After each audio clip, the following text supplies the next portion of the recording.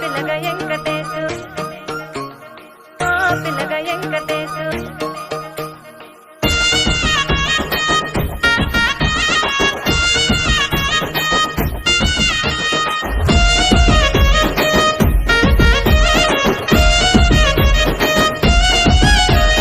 సిద్ధిరాల మనసు నాది చిన్నగా పోతుంటావో చూడక పోతుంటావో ఇంట్లో చిన్నదాన్ని నేను సిద్ధిరాల